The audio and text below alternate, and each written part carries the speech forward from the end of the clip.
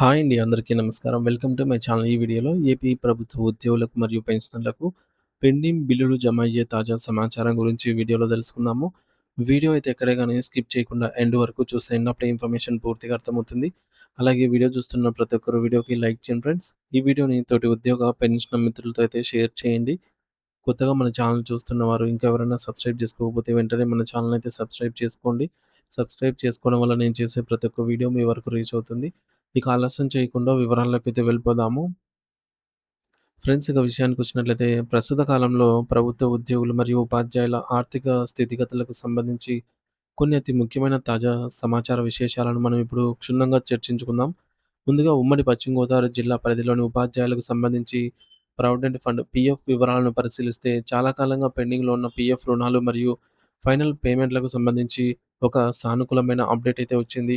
జిల్లాలకు చెందిన సుమారు 150 మంది ఉపాధ్యాయులకు సంబంధించి దాదాపు 11,00,00,000 భారీ మొత్తం ఈరోజు వారి వారి వ్యక్తిగత బ్యాంకు ఖాతాల్లో విజయవంతంగా జమ చేయబడినట్లు విశ్వసనీయ సమాచారం అందుతోంది. ఇది ఆయా ఉపాధ్యాయ కుటుంబాలకు ఎంతో ఊరటనిచ్చే విషయం. ఎందుకంటే తమ సొంత అవసరాల కోసం దాచుకున్న సొమ్ము సకాలంలో చేతికి అందటం అనేది ఈ రోజుల్లో చాలా కీలకంగా మారింది. అయితే ఇదే సమయంలో మనం గమనించాల్సిన మరో కోణం ఏమిటంటే, ఇంకా సుమారు 200 మందికి పైగా ఉపాధ్యాయులకు సంబంధించిన క్లెయిమ్స్ మరియు అమౌంట్స్ పెండింగ్‌లోనే ఉన్నాయి. వీళ్ళందరూ కూడా తమ సొమ్ము ఎప్పుడు జమ అవుతుందో అని వెయ్యి కళ్ళతో ఎదురుచూస్తున్నారు. ఈ ప్రక్రియ వేగవంతం కావాలని, మిగిలిన వారికి కూడా త్వరలోనే ఆర్థిక వెసులుబాటు కలగాలని ఆశిద్దాం. ఇక ఈ విషయాన్ని సంబంధిత ఉపాధ్యాయ మిత్రులందరూ గమనించి తమ స్టేటస్‌ను సరిచూసుకోవాలనైతే మనవి. ఇక ఆంధ్రప్రదేశ్ ప్రభుత్వ ఉద్యోగుల ఆరోగ్య భద్రతకు సంబంధించి మెడికల్ రియంబర్స్‌మెంట్ అంశంపై ఒక తీవ్రమైన చర్చ జరుగుతోంది. గత చరిత్రను ఒకసారి పరిశీలిస్తే రాష్ట్ర ప్రభుత్వం 2007వ సంవత్సరంలో అంటే దాదాపు 17-18 ఏళ్ల క్రితం ఏప్రిల్ 9వ తేదీన వైద్య ఆరోగ్య శాఖ ద్వారా జీఓఎంఎస్ నంబర్ 105ను విడుదల చేసింది. ఈ ఉత్తర్వుల ప్రకారంగా విధుల్లో ఉన్నటువంటి ఉద్యోగులు పొందే వైద్య ఖర్చుల గరిష్ట పరిమితి రూ. 2,00,000గా అప్పట్లో నిర్ణయించారు. ఆ తర్వాత కాలంలో పెన్షనర్లకు కూడా ఇదే రూ. 2,00,000 సీలింగ్‌ను వర్తింపజేస్తూ ప్రభుత్వం నిర్ణయం తీసుకుంది. కానీ ఇక్కడ విచారకరమైన విషయం ఏమిటంటే, ఈ జీవో వచ్చి 19 ఏళ్లు కావస్తూ ఉన్న ఆ 2,00,000 పరిమితిలో ఇప్పటివరకు ఎటువంటి మార్పు లేదా పెరుగుదల అనేది చేయలేదు. గడిచిన 2 దశాబ్దాలలో వైద్య రంగంలో విప్లవాత్మకమైన మార్పులు వచ్చాయి. అదే సమయంలో ప్రైవేటు ఆసుపత్రులలో చికిత్సల ఖర్చులను సామాన్యులకు అందనంత ఎత్తుకు చేరుకున్నాయి. అప్పట్లో 2,00,000తో పూర్తయ్యే చికిత్సకు ఇప్పుడు 5-10 లక్షల వరకు ఖర్చవుతోంది. పెరిగిన మందుల ధరలు, ఆపరేషన్ ఖర్చులు మరియు హాస్పిటల్ ఛార్జీలను దృష్టిలో ఉంచుకొని ఈ మెడికల్ రియంబర్స్‌మెంట్ పరిమితిని కనీసం 5,00,000 పెంచాల్సిన అవసరం ఎంతైనా ఉంది. అప్పుడే ఉద్యోగులకు మరియు పెన్షనర్లకు నిజమైన ఆరోగ్య భద్రత అనేది లభిస్తుంది. అత్యంత కీలకమైన మరియు ఉద్యోగులందరినీ ఆందోళనకు గురిచేస్తున్న మరో అంశం కరువు భత్యం లేదా డీఏ బకాయిలు.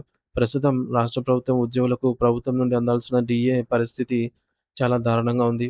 దీనిని ఒకసారి వివరంగా విశ్లేషిస్తే మనకు రావాల్సిన డీఏల జాబితా చేంతాడంతా కనిపిస్తోంది. మొదటగా 2019 జూలై నెలకు సంబంధించిన డీఏ అరియర్స్ బిల్లులు పెట్టుకోవడానికి ఇప్పటివరకు ప్రభుత్వం ఎటువంటి అవకాశం కల్పించలేదు. అంటే సుమారు 5 ఏళ్ల నాటి బకాయిలు ఇంకా సాంకేతిక కారణాలతో ఆగిపోయాయి. ఇది అక్కడి నుండి వరుసగా 2020 జనవరి, 2020 జూలై, 2021 జనవరి, 2021 జూలై, 2022 జనవరి, 2022 జూలై, 2023 జనవరి, 2023 జూలై, చివరగా 2024 జనవరి వరకు ఇలా మొత్తం 9 డీఏలకు సంబంధించి అరియర్స్ అయితే పెండింగ్‌లో ఉన్నాయి. ఇది ఉద్యోగుల ఆర్థిక ప్రణాళికలను పూర్తిగా దెబ్బతీస్తోంది. కేవలం ప్రకటించిన డీఏలు మాత్రమే కాకుండా కేంద్ర ప్రభుత్వం ప్రకటించిన విధానాన్ని బట్టి రాష్ట్రంలో ఇంకా ప్రకటించాల్సిన డీఏలు కూడా 4 పెండింగ్‌లో ఉన్నాయి. అవేంటంటే జూలై 2024, జనవరి, జూలై 2025, జనవరి 2026 డీఏలు. 4 డీఏలనమాట. అంటే మొత్తం చూస్తే 9 డీఏ అరియర్స్ పెండింగ్‌లో ఉండగా మరో 4 డీఏలు ప్రకటనకు నోచుకోకుండా ఉన్నాయి. ఒక ఉద్యోగికి తన జీతంలో పెరిగే ఈ డీఏలే ఆర్థిక వెన్నెముకగా నిలుస్తాయి. కానీ ఇవి సకాలంలో అందకపోవడం వల్ల వారి నెలవారీ ఖర్చులకు, పొదుపు మొత్తాలకు తీవ్ర ఆటంకం కలుగుతోంది. జిల్లా పరిషత్ ప్రావిడెంట్ ఫండ్ జెడ్పీపీఎఫ్ మరియు ఏపీజీఎల్ఐకి సంబంధించి కొన్ని తాజా అప్డేట్స్ కూడా మనకు అందాయి. ఏప్రిల్ నెలలో సీఎఫ్ఎంఎస్ పోర్టల్‌కు వెళ్ళిన జెడ్పీపీఎఫ్ లోన్‌లు మరియు ఫైనల్ పేమెంట్స్ ఇప్పుడు ఒక కొలిక్కి వస్తున్నాయి. ఈ పేమెంట్స్ ప్రస్తుతం ఉద్యోగుల వ్యక్తిగత బ్యాంకు ఖాతాల్లో జమ అవుతున్నట్టు సమాచారం ఉంది. కాబట్టి ఎవరైతే ఏప్రిల్ నెలలో వీటికి దరఖాస్తు చేసుకున్నారో వారు తమ అకౌంట్ స్టేట్మెంట్‌లను ఒకసారి చెక్ చేసుకోవడం మంచిది. అలాగే ఏపీ ప్రభుత్వ లైఫ్ ఇన్సూరెన్స్ ఏపీజీఎల్ఐకి సంబంధించి కూడా ఒక మంచి వార్త ఉంది. ఈ నెల 24వ తేదీన సీఎఫ్ఎంఎస్ ద్వారా ప్రాసెస్ అయిన ఏపీజీఎల్ఐ ఫైనల్ పేమెంట్స్ కూడా సక్సెస్‌ఫుల్‌గా క్రెడిట్ అయ్యాయి. ఇది ఉద్యోగుల జీవిత బీమాకు సంబంధించిన కీలకమైన సొమ్ము కాబట్టి సకాలంలో అందటం వల్ల ఆయా కుటుంబాలకు చాలా ప్రయోజకరంగా అయితే ఉంటుంది. సాఫ్ట్‌వేర్ సమస్యలు లేదా నిధుల విడుదల ఆలస్యం వల్ల ఇబ్బందులు ఎదురవుతున్న ఈ సమయంలో ఇలా కొన్ని పేమెంట్‌లు విడుదల కావడం అనేది ఆశాజనకమైన పరిణామంగా భావించొచ్చు. చివరగా ఉద్యోగులందరికీ అత్యంత ముఖ్యమైన సాలరీ బిల్ అప్డేట్ గురించి మాట్లాడుకుందాం.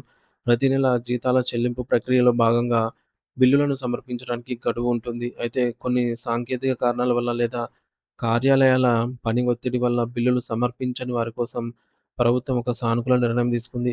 జీతాల బిల్లులను సబ్మిట్ చేయడానికి ఉన్న గడువును ఈ నెల 28వ తేదీ వరకు పొడిగించడం జరిగింది. అంటే ఈరోజు అనగా 28వ తేదీ మంగళవారం సాయంత్రం లోపు బిల్లులను సమర్పించడానికి చివరి అవకాశం ఉంది. ఇంకా ఎవరైనా డీడీఓలు లేదా వ్యక్తిగత బాధ్యత గల అధికారులు బిల్లులను సబ్మిట్ చేయకుండా ఉంటే వెంటనే ఈ అవకాశాన్ని ఉపయోగించుకొని గడువు ముగిసేలోపు ఈ ప్రక్రియను పూర్తి చేయాలనైతే సూచించడమైనది. సకాలంలో బిల్లులు సబ్మిట్ చేస్తేనే వచ్చే నెల మొదటి వారంలోనే జీతాలు వారి వారి ఖాతాల్లో పడే అవకాశం ఉంటుంది. కాబట్టి ఈ విషయంలో ఏమాత్రం ఆలస్యం చేయకుండా అప్రమత్తంగా ఉండటం అవసరం. ఉద్యోగుల హక్కులు, బకాయిలు మరియు ప్రస్తుత సదుపాయాల విషయంలో ప్రభుత్వం మరింత సానుకూలంగా స్పందిస్తుందనైతే ఆశిద్దాము. వీటన్నిటిపై ఎప్పటికప్పుడు తాజా సమాచారాన్ని తెలుసుకుంటూ అప్రమత్తంగా ఉండటం మన బాధ్యత.